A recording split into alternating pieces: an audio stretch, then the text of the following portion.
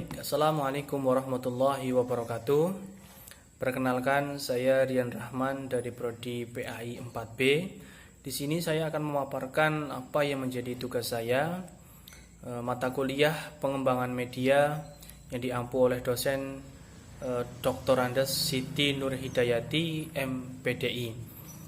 Dan materi yang saya sampaikan yaitu mengenai Madilog Al-Imam Al-Ghazali, yang dimana Imam Al-Ghazali ini menjadi nama dari kampus kita, yaitu Universitas Nahdlatul Ulama Imam Al-Ghazali. Dan berikut akan saya paparkan madilog, karya, dan pemikiran-pemikiran Imam Al-Ghazali. Baik, sekarang akan saya paparkan sedikit mengenai yang pertama, biografi Imam Al-Ghazali. Imam Al-Ghazali memiliki nama lengkap yaitu Muhammad bin Ahmad. Nah, lalu Al-Ghazali itu siapa? Lalu kenapa beliau terkenal dengan nama Al-Ghazali? Jadi yang benar itu adalah nama lengkap beliau yaitu Muhammad bin Ahmad Al-Ghazali At-Tusi. Al-Ghazali itu nama sebuah desanya. Nah, sering sekali orang-orang, terutama orang-orang di Timur Tengah itu memberi nama seorang ilmuwan itu dari nama daerahnya. Seperti Imam Al-Ghazali. Terus ada juga imam-imam dari Indonesia, Syekh Nawawi Al-Bantani, dan lain sebagainya. Nama daerah itu sering disangkut pautan dengan nama-nama ilmuwan. Kenapa? Ini untuk menandai, untuk orang-orang supaya mudah menandai dari mana asal imam tersebut. Lalu Imam Al-Ghazali itu lahir pada tahun 450 Hijriah atau 1054 Masehi di desa Ghazalah, pinggir kota Tush, itu tepatnya di Iran. Dan Imam Al-Ghazali ini merupakan salah satu dari sekian imam yang menjadi rujukan kaum Nahdiyin, terutama orang-orang yang menganut aswaja yaitu Ahlus Sunnah wal Jamaah. Bahkan kampus kita yaitu Universitas Nahdlatul Ulama Imam Al-Ghazali itu pendirinya adalah orang yang sangat mengagumi Imam Al-Ghazali. Dan saya pun termasuk orang yang mengagumi pemikiran-pemikiran Imam Al-Ghazali. Dan nanti akan kita bahas juga sedikit pemikiran daripada Imam Al-Ghazali. Itu biografi sedikit mengenai Imam Al-Ghazali.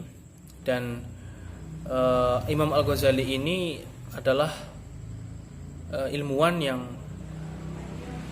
banyak membuat karya-karya dan juga termasuk imam yang terkenal dan menjadi rujukan banyak imam. Akan tetapi pada masa Imam Al-Ghazali ini kemunduran ilmu itu sangat jelas. Karena apa? Karena Imam Al-Ghazali itu banyak mengkritik ilmuwan-ilmuwan muslim dari kota lain. Seperti Imam Al-Ghazali itu mengkritik Ibnu Rushd, Ibnu Sina dan sebagainya. Dan maka pada zaman atau masanya Imam Al-Ghazali, kemunduran ilmu orang-orang Islam itu sangat jelas sekali, yaitu karena Imam Al-Ghazali sering mengkritik para ilmuwan-ilmuwan Islam. Nah, lalu yang kedua, karya-karya daripada Imam Al-Ghazali. Sebenarnya banyak sekali yang literatur-literatur yang menjelaskan bahwa karya Imam Al-Ghazali itu ada yang menyatakan 100 sekian, ada yang menyatakan 74, 73 dan sebagainya.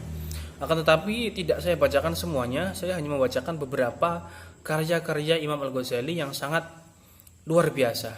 Salah satunya adalah Maqasihul Falasifah, yaitu karangan yang membahas filsafat-filsafat atau filsuf-filsuf orang-orang timur.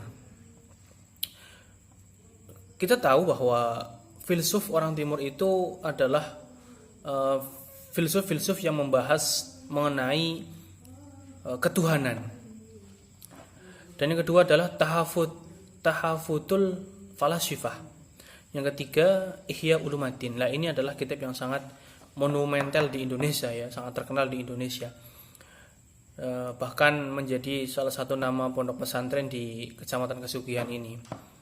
Dan ada sebagian ulama yang menyatakan bahwa kitab Ihya Ulumuddin ini sangat kontroversi. Kenapa sangat kontroversi? Karena sebagian ulama ini menyatakan bahwa karya Imam Al-Ghazali, kitab Ihya Ulumuddin ini banyak sekali mengandung hadis-hadis palsu atau hadis-hadis yang dhaif.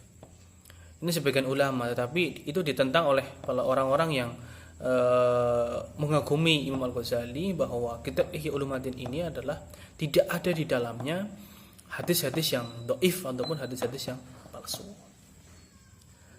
Lalu yang keempat yaitu Al-Munqidh Minadh Dhalal. Nah, itu sedikit karya-karya daripada Imam Al-Ghazali. Sebenarnya banyak, tidak saya bacakan, hanya sedikit saja. Dan selanjutnya tentang pemikiran Imam Al-Ghazali. Selama kepemimpinannya di Madrasah Nizamiyah di Baghdad, Imam Al-Ghazali melanjutkan kebijakan pendidikan pendahuluannya yang dengan menerapkan sistem pendidikan berkelas sesuai dengan tingkat kapasitas siswa. Pada tingkat dasar diajarkan ilmu-ilmu alat seperti bahasa, lalu logika, matematika, dan sebagainya. Selanjutnya diajarkan ilmu fikih dan usulnya. Lalu tingkat tinggi diajarkan ilmu kalam dan perangkat keilmuan jadal atau retorika debat. Adapun titik tekan pengajarannya terfokus pada fikih Syafi'i dan kalam Asy'ari. Nah, pemikiran Imam Al-Ghazali ini menekankan kepada para orang-orang yang menuntut ilmu bahwa menuntut ilmu itu harus memiliki jenjang yang pasti. Jadi harus dari bawah dulu baru ke atas. Jadi menuntut ilmu itu ya ada jenjangnya, ada urutannya masing-masing. Tidak langsung kita belajar ilmu ilmu debat, tidak seperti itu. Jadi harus urut, kita memahami dulu. Kalau di aswaja itu ya harus selesai dulu manhajul fikr wal harokahnya. Ketika ingin bergerak maka kita harus selesaikan dulu pemikirannya. Jangan sampai ketika kita sudah bergerak kita tidak tahu ilmu dari pergerakan itu. Nah, itulah sedikit pemikiran Imam Al-Ghazali, dan yang masih saya pahami dari pemikiran Imam Al-Ghazali ini bahwa ilmu itu tidak akan pernah konsisten, atau logika itu tidak akan pernah konsisten.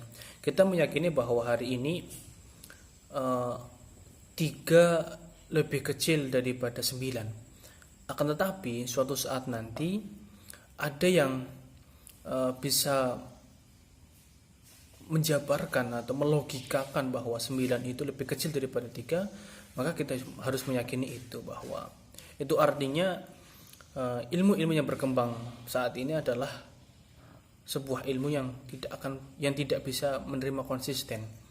Dulu kita percaya bahwa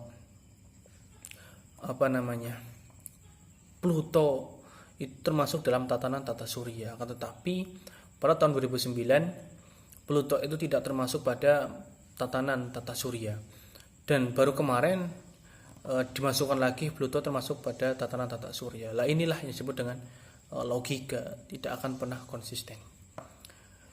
Dan Imam Al-Ghazali ini pernah mengalami masa skeptisme atau masa kebimbangan dalam hidupnya. Ketika itu Imam Al-Ghazali bimbang terhadap pemikiran-pemikirannya, dan itu menjadi tolak ukur beliau dalam menuntut ilmu.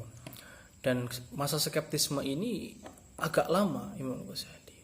Dan beliau juga disindir oleh kalau saya tidak salah adiknya atau kakaknya bahwa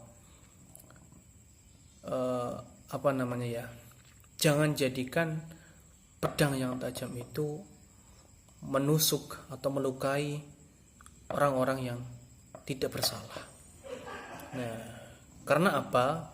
Kakaknya ini menyindir Imam Ghazali seperti itu karena yaitu yang saya sampaikan di awal bahwa banyak sekali Imam Ghazali ini mengkritik para ilmuwan-ilmuwan muslim.